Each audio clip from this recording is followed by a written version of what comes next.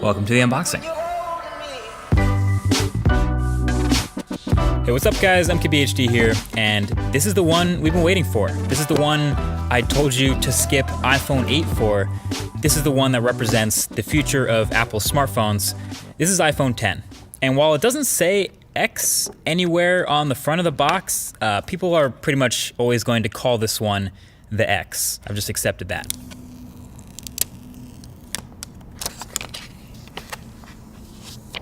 So this is your first look at the unboxing experience, and spoiler, it's pretty much exactly the same as iPhone 8 was, and almost every other iPhone. Headphones, adapters, stickers, it's all in the box, but I guess it's a good thing there's no surprises here. And so you can see right here off the bat, it's a really shiny, chromy, reflective phone. This is the silver one, and you can see how shiny the sides are. The space gray one though is a bit more toned down. And so the only thing that was actually new during the setup of iPhone 10 is now you set up Face ID during first boot instead of the fingerprint Touch ID. But yeah, this is brand new, and it's been a couple weeks since we last saw this phone at that Apple event, so seeing it again for the second time is kind of a reminder of all the things that are new about this thing.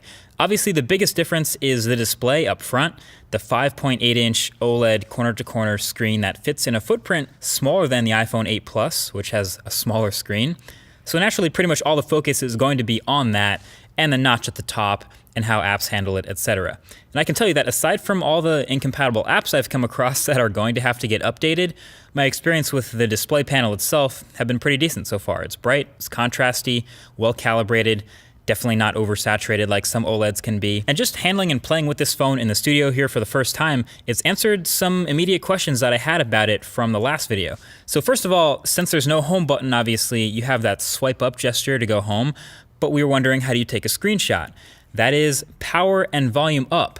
So that's the new screenshot combo for iPhone 10. And then since holding the power button now goes to Siri, how do you turn the phone off?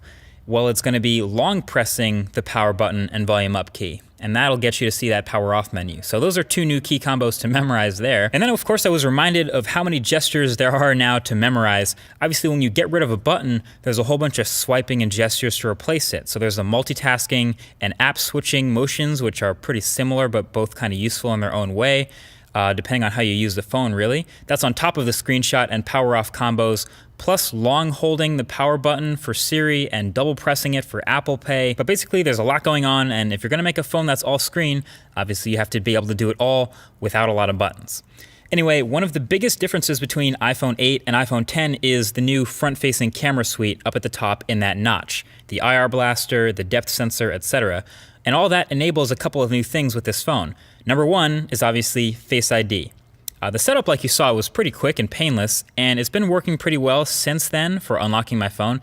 Now, I've only really had this phone for a day like the rest of press, but so far in this time, it's been fine, and it works as advertised as far as being smart and not easily spoofed.